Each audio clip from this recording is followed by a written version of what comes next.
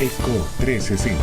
Estamos de vuelta en Eco 360. Recuerde que usted puede enviar sus comentarios, sus preguntas, interactuar con nosotros a través del @EcoTV Panamá sobre los temas que tenemos en nuestro Top 5. En esta ocasión, radares congelados. Empezamos a hablar de temas vinculados a la seguridad y en esta ocasión nos honra con su visita el ministro de Seguridad, Rodolfo Aguilera. Gracias por estar en Eco 360, ministro, sobre todo en tiempos tan ajetreados, ¿no?, como los que están ahora mismo viviendo, sobre todo por lo del contrato de los radares. Bueno, el ministro de Seguridad que hoy nos acompaña anunció el día de ayer formalmente al país la suspensión de la instalación de los radares que restaban por instalar y se anunció de la misma manera que los mismos, de la información y de los estudios y de las averiguaciones que habían hecho, no estaban cumpliendo con el rol o con la función especificada en los contratos. Es decir, que el objeto o el bien contratado no estaba funcionando de acuerdo a esa naturaleza o ese objetivo para el cual había sido contratado. Señor ministro, sé que ha estado hablando desde ayer en los medios sobre el tema, sin embargo nos gustaría primeramente hacer un pequeño recuento de lo que ha ocurrido desde ayer hasta hoy y luego entrar tal vez en aguas un poco más profundas sobre las consecuencias de lo que se anunció ayer. Específicamente, si pudiera resumir, ¿qué fue lo que encontraron que los llevó a la decisión de suspender los contratos? Bueno, hay dos problemas. Uno, que los fiscales en Italia alegan que existe un fondo negro en Finmeccanica alimentado con sobreprecios en las ventas hechas por Finmeccanica en distintos países y que ese fondo alimentado por sobreprecios se utiliza para pagar coimas a oficiales de países extranjeros con el propósito de obtener los contratos. Ese es el primer problema que tiene el contrato. Sí. El segundo problema que tiene es que el contrato señala que los radares tienen como propósito atender actividades de tipo delincuencial, como por ejemplo el tráfico ilícito de drogas, el contrabando y además de eso el tráfico ilícito de personas. Obviamente estas actividades delictivas se desarrollan mediante embarcaciones pequeñas. Correcto. Y por lo tanto los radares deben tener la capacidad de detectar esas embarcaciones pequeñas a una suficiente distancia de la costa. Específicamente el contrato señala una distancia y un tamaño de las embarcaciones. Y de manera que es un baremo, digamos, bien concreto. Y todo parece indicar pues que en la práctica los radares no son capaces de captar las embarcaciones a esa distancia y ni siquiera a una distancia inferior, sino más bien a distancias muy cercanas de la costa, lo cual afecta la operatividad de las unidades o de los efectivos que van a hacer las intercepciones de las embarcaciones, etc. Sobre el primer argumento, o la primera razón que mencionó de la existencia de este fondo negro, lo que han averiguado de las investigaciones los lleva a concluir solamente la existencia de este fondo para pagar a oficiales extranjeros de manera general, o hay indicios o averiguaciones que indican que en esta transacción específica pudiera haber estado o podía haber estado viciada por ese tipo de prácticas, o eso es parte de lo que se tiene que averiguar ahora? Sí, es parte de lo que está bajo investigación en la República de Italia. Correcto. Hay cerca de 5 procesos por corrupción que de alguna u otra manera vinculan al grupo Finmeccanica.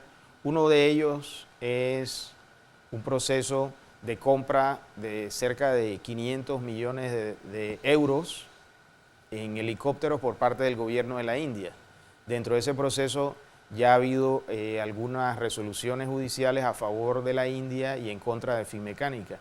y ese proceso en particular se está ventilando ahora la parte contractual. Correcto. En la India. Y por otro lado, como tú sabrás, en Panamá se inició un proceso penal y ese proceso fue cerrado mediante un sobreseimiento definitivo e impersonal. Así es. Y hay dos tesis. Hay quienes alegan que como el sobreseimiento es definitivo, no se puede reabrir el caso porque, según alegan estos abogados, en Panamá existe el principio del non bis in idem, es decir, el principio de que una persona no puede ser juzgada dos veces por el mismo caso. Hay otros abogados que tienen la tesis de que, como el sobreseimiento es impersonal, dentro de ese primer negocio o proceso no se juzgó a nadie porque fue un sobreseimiento impersonal y como consecuencia puede plantearse una nueva querella, una nueva denuncia con el propósito de que el tema sea investigado y ese proceso no sería anulado porque no se ha juzgado por primera vez a nadie en relación con el asunto. En una entrevista creo que usted dio el día de hoy, que alcancé a revisar, usted hablaba que dentro del equipo de abogados que está siendo contratado o que están evaluando contratar de distintas disciplinas del derecho, están contemplando penalistas, abogados penalistas, y supongo que es en la línea de esto último que está mencionando. Correcto. Si hay evidencias de que hubo algo que riñe con el Código Penal, que los intereses del Estado panameño sean defendidos, ¿no? Así es, tanto aquí en Panamá como en Italia. Es decir,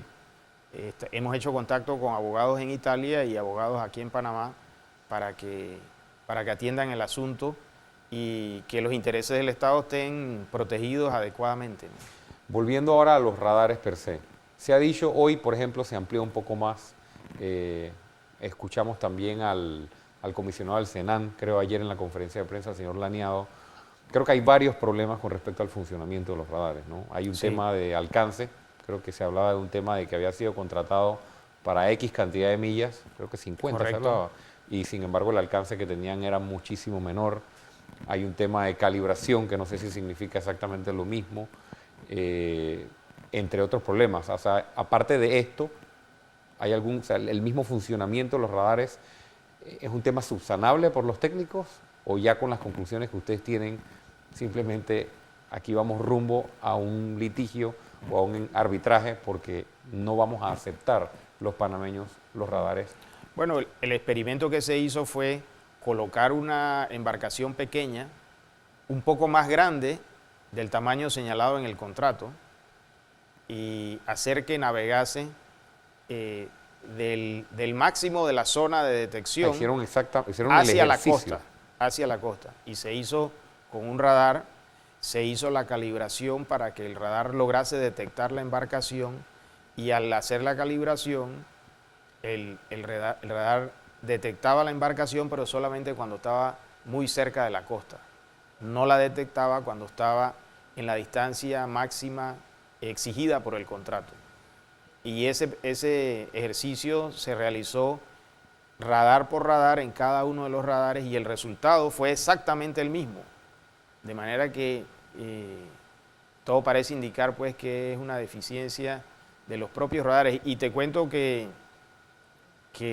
no hemos logrado hacer ninguna captura de ninguna embarcación o de personas que estén delinquiendo gracias a la ayuda de los radares. Sin embargo, el Senan y el Senafron y la Policía Nacional tienen una gran cantidad de herramientas y recursos que les permiten inteligencia, les permiten incluso acceso a otros radares y eso les ha dado la oportunidad de convertirse en uno de los países de Latinoamérica que más incautaciones de drogas y detenciones somos un país de delincuentes han tránsito, afortunadamente y desafortunadamente en otras situaciones. Así es. Ahora que habla de esto, de que no ha habido captura, me tengo que retrotraer a el gobierno anterior cuando constantemente el exministro Mulino se le cuestionaba por las cifras de criminalidad. Él siempre atribuía a que era un problema de narcotráfico y que muchos de los homicidios estaban ligados a narcotráfico y el tema de los radares precisamente la justificación de esta transacción y de la instalación era combatir ese narcotráfico que supuestamente estaba incidiendo de manera significativa en los homicidios. Entonces, hasta cierto punto, si es que es verdad que los homicidios estaban o están ligados en su mayoría a homicidios, a narcotráfico, el tema de los radares no ha servido en nada para combatir la delincuencia si no ha habido ningún tipo de captura, ¿no? Yo creo que la prevención es más efectiva. Nosotros en un mes hemos logrado reclutar 1.100 pandilleros aproximadamente, y en ese mismo mes hemos iniciado a hacerles el pago de un bono de 50 balboas de alimentos por semana a cada uno de ellos. Durante toda esta semana estaremos formalizando la relación con cada uno de estos 1.100 pandilleros aproximadamente, y se ha pacificado un poco la actividad de los pandilleros, y este mes tuvimos una reducción de homicidios en relación con el mismo mes del año pasado de 24 homicidios. El costo del programa de los pandilleros este año puede andar por los 1.8 millones. El año. El año entero.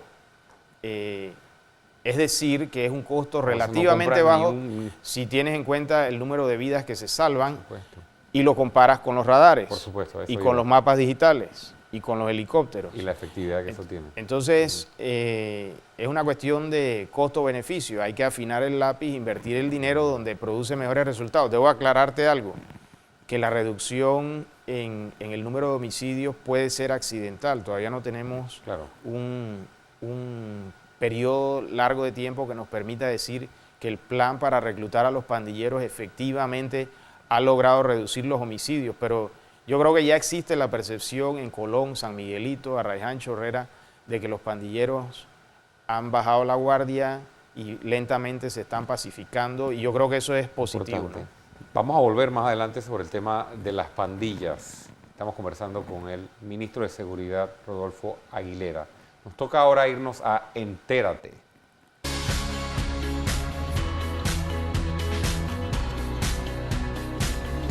Un avión a tu alcance. En la ciudad de Oshkosh, Wisconsin, Estados Unidos, se dieron cita a expertos, empresarios, técnicos y amantes de la aviación con motivo de la convención AirVenture, la más importante en materia aeronáutica en Estados Unidos, el país con mayor desarrollo en este ámbito. La firma Icon, una compañía de desarrollo aeronáutico y aeroespacial con sede en Los Ángeles, presentó este modelo futurista de aeroplano que, según sus socios directores, cambiará por completo la manera de viajar y democratizará las oportunidades de pilotar un avión. El avión pesa 750 kilogramos, tiene un par de alas que miden 10 metros ambas, son plegables, brindando flexibilidad a la hora de ser parqueado. Funciona con combustible regular, petróleo es decir, y puede alcanzar una velocidad máxima de 120 millas por hora. Con el tanque lleno, este modelo podrá recorrer 555 kilómetros a esa velocidad. La aeronave, que saldrá a la venta en abril 2015, tendrá un costo de unos $147,000, según indicó el portal Mail Online, de acuerdo con la información suministrada por Icon en la convención AirVenture. Interesante esta información sobre este aeroplano. Al regresar, en Eco 360 vamos a seguir conversando con el ministro Aguilera, las consecuencias de la suspensión del contrato, pandillas y seguridad y criminalidad. Ya volvemos.